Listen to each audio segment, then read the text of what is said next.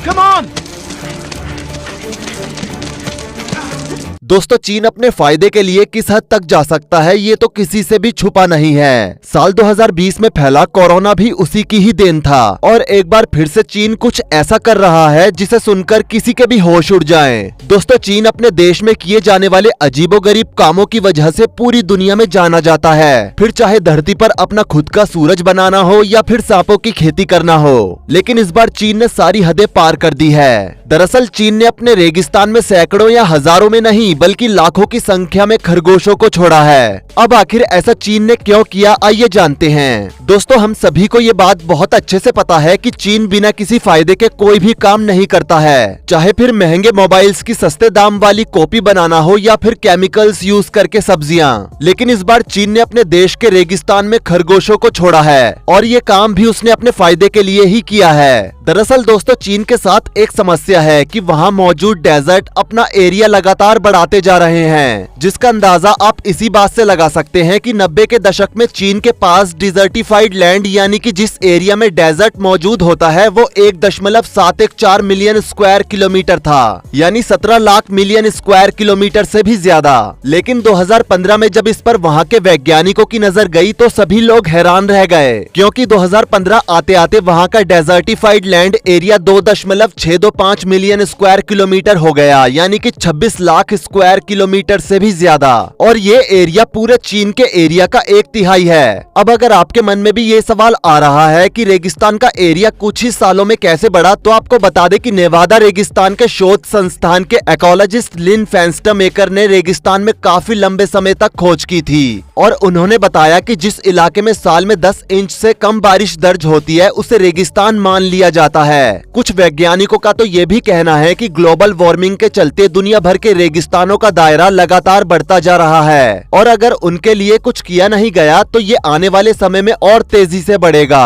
वैज्ञानिकों के एक शोध के मुताबिक मंगोलिया और चीन के वेस्ट नॉर्थ तक फैला इलाका सबसे तेज रफ्तार से रेगिस्तान में बदलता जा रहा है और अकेले मंगोलिया और चीन के बीच फैले इस गोबी रेगिस्तान का एरिया वर्तमान में 12 लाख वर्ग किलोमीटर हो चुका है। गोबी रेगिस्तान हर साल करीब 10,400 वर्ग किलोमीटर का दायरा बढ़ा रहा है। वैज्ञानिकों ने जब इसकी रिपोर्ट चाइनीज अथॉरिटी के सामने पेश की तब जाकर उन्हें होश आया और उन्हें ऐसा लगने लगा कि उन्हें इसके लिए बड़े कदम उठाने चाहिए। अब दोस्तों, जैसा कि हमें पता है कि चाइना पॉपुलेशन के मामले में दूसरा सबसे बड़ा देश है और इतनी पॉपुलेशन के चलते वहाँ के लोगों के रहने के लिए जगह और खाने के लिए सब्जियां भी चाहिए। अब जिस हिसाब से वहाँ के रेगिस्तान का विस्तार हो रहा था वो वहाँ की अथॉरिटी के लिए सोचने का विषय था, जिसके लिए एक मीटिंग रखी गई। मीटिंग में उन्होंने ये डिसाइड किया कि इस रेगिस्तान के बढ़ते हुए विस्तार को रोकने के लिए वहाँ पर फॉरेस्टेशन की जरूरत है, यानी कि जंगल लगाने की। फिर क्या था, वहाँ के रेगिस्तान के बढ़ते हुए एरिया को रोकने के लिए वहाँ पर प्लांटेशन किया गया। लेकिन ये चीज काम नहीं आ रही थी। वहाँ लगाए जाने वाले सभी पेड़ पौधे कुछ ही दिनों में सूखने लगते थे। इस वजह से अब उस मिशन में काम करने वाले वैज्ञानिक ये समझ नहीं पा रहे थे कि इन पेड़ पौधों के साथ ऐसा क्या किया जाए कि इन पेड़ पौधों की ग्रोथ हो सके ताकि इस डेजर्ट के एक्सपेंशन को रोका जा सके। सभी लोग इस पर विचार कर ही रहे थे कि तभी एंट्री होती है चाइना के जाने माने इंजीनियर क्युआन ज्यूजन की और उन्होंने बताया कि हम रेगिस्तान के विस्तार को रोकने के लिए सिर्फ पेड़ पौधे या झाड़ ही ना उगाएं, बल्कि हमें यहाँ पर एक इकोसिस्टम लगाना चाहिए। जिसके बाद इसके विस्तार को रोकने के लिए यहाँ 3 टेक्निक्स का इस्तेमाल किया गया। पहली टेक्निक थी फॉरेस्ट्री, यानी कि जंगल। आपने देखा होगा कि जंगलों में पेड़ पौधे व्यवस्थित रूप से नहीं होते हैं। जंगलों में पेड़ पौधे झाड़ सब कुछ मिक्स होता है और इसी बेस पर यहाँ के रेगिस्तान में प्लांटेशन की जाने लगी। दूसरी तकनीक ये लाई गई कि वहाँ का एग्रीकल्चर इम्प्रूव किया गया ताकि वहाँ के लोगों को रोजगार मिले। अभी जैसा कि हमने कुछ देर पहले आपको बताया कि चाइना आबादी के मामले में दूसरे स्थान पर है और चीन के पूरे क्षेत्रफल का 1/3 हिस्सा सिर्फ रेगिस्तान में बदल चुका है। एग्रीकल्चर इम्प्रूव करने के लिए वैज्ञानिकों का ये मतलब था कि वहाँ के लोगों के लिए रोजगार का एक नया अवसर मिल सके। एग्रीकल्चर के लिए यहाँ पर सबसे पहले उस तरह की फसलों को चुना गया जो कि रेतीली जमीन पर आसानी से पैदा हो सके, लाइक गाजर, चुकंदर, खीरा, खरबूजा, तरबूज, मेथी और मूली। इन फसलों को यहाँ पर भारी मात्रा में उगाया गया जिससे लोगों को को रोजगार मिला। फॉरेस्ट्री और एग्रीकल्चर दोनों को ही वहाँ पर सबसे पहले प्रमोट किया गया। अब वहाँ पर फॉरेस्ट्री और एग्रीकल्चर दोनों ही उपज चुके थे, जिसके बाद इसमें इकोसिस्टम डालने के लिए एनिमल हस्बेंड्री यानी कि पशुपालन को ऐड कर दिया गया। अब इस रेतीली जमीन पर इंटीग्रेटेड सिस्टम बन चुका था, यानी कि यहाँ पर अब फॉरेस्ट्री भी थी, एग्रीकल्चर भी था और अब वहाँ पर एनिमल हस्बेंड्री भी ऐड करी जानी थी। लेकिन अब ऐसे में चिंता का विषय ये था कि रेत में सिर्फ ऊंट ही अच्छे से पनप सकता था, पर यह सभी के लिए सोचने का विषय था, क्योंकि उन्हें ऐसे जानवर को यहाँ पर पालना था जो कि तेजी के साथ ब्रीडिंग कर सके, यानी कि कम समय में ज्यादा बच्चों को जन्म दे सके।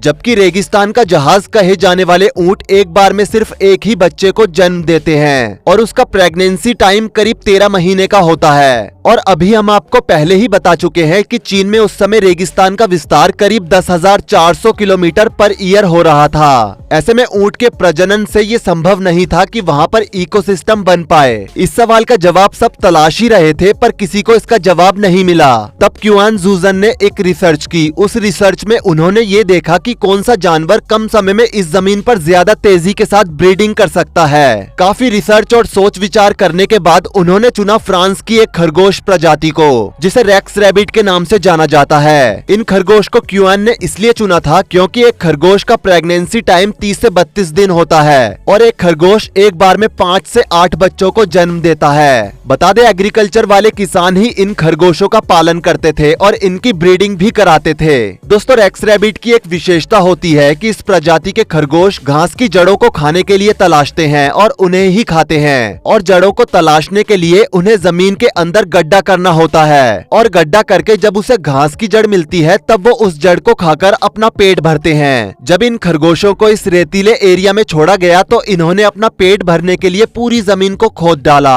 अब आप सोच रहे होंगे कि इससे क्या फायदा हुआ होगा, तो आपको बता दें कि जब इन खरगोशों ने जमीन को खोदा तो उससे एयर इम्प्रूवमेंट हुआ, यानी कि जमीन के नीचे की मिट्टी ऊपर आई और ऊपर की मिट्टी नीचे गई। साथ ही गड्ढा खोदने से नीचे की जमीन में बाहर से हवा भी गई। ये पूरी प्रक्रिया हल चलाने से भी होती है, लेकिन एनिमल्स के द्वारा ये करना ऑर्गेनिक वे में था। इन सब में सबसे बड़ी बात ये थी कि घास की जड़ें खाकर उसमें जो सीड्स मौजूद थे वो इन खरगोशों के मलमूत्र के जरिए अलग अलग इलाकों में फैलते चले गए और वहाँ नए अंकुरण फूटने लगे और वहाँ पर अलग से एफोरेस्टेशन होने लगा। वहाँ पर इनके घास के खाने पीने के बिहेवियर के चलते और इनकी खुदाई के तरीके की वजह से बीज फैलने लगे और वो पूरा इलाका ग्रीनरी में तब्दील होने लगा। दोस्तों, जो पूरा इलाका कुछ सालों पहले तक रेतीला हुआ करता था, धीरे धीरे वो अब ग्रीन होता चला जा रहा था, यानी वहाँ पर अब हरियाली आने लगी। पहले चाइना की रेगिस्तानी जमीन के ऊपर वेजिटेशन कवरेज 3% ही था, यानी कि 100% जमीन पर महज 3% ही सब्जियां, झाड़ियां और पेड़ पौधे देखने को मिलते थे। लेकिन जब क्युआन के सजेशन के बाद रेक्स रैबिट को यहाँ पर छोड़ा गया तो ये वेजिटेशन कवरेज का एरिया बढ़ गया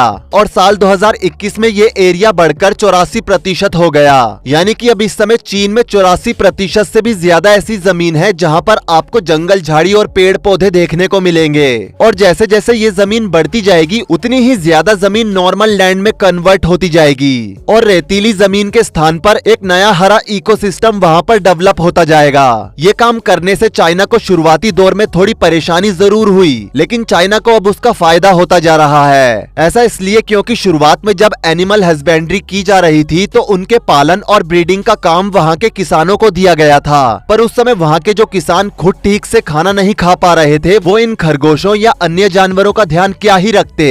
लेकिन अब वहाँ के इकोसिस्टम पर रेक्स रैबिट से काफी सारे परिवर्तन देखने को मिले हैं, जैसे कि वहाँ के किसानों की फसल बढ़ने लगी, जिससे उनकी आमदनी भी बढ़ी। इसके अलावा इन रेक्स रैबिट्स की खाल भी काफी महंगे दामों में बिकती है। साथ ही इनके मीट की चाइना में काफी हाई डिमांड भी है, जिससे यहाँ के जो किसान कुछ सालों पहले आत्महत्या करने के बारे में सोच रहे थे वो आज नए नए लोगों को अपने यहाँ पर रखकर उन्हें रोजगार दे रहे हैं। वैसे दोस्तों, चाइना से हमारे भारत को भी कुछ सीखने की जरूरत है। जिस तरह से चाइना ने अपने देश के बंजर वीरान पड़े रेगिस्तान में भी इनकम का एक नया सोर्स ढूंढ लिया, वो अपने आप में ही काबिले तारीफ है। वैसे क्या कहना चाहेंगे आप चाइना के इस काम के बारे में, हमें कमेंट सेक्शन में जरूर बताएं। वीडियो को लाइक करें, शेयर करें और ऐसी ही और वीडियोस के लिए इस चैनल को सब्सक्राइब करके साथ में बेल नोटिफिकेशन को भी ऑल पर सेट कर लें। धन्यवाद।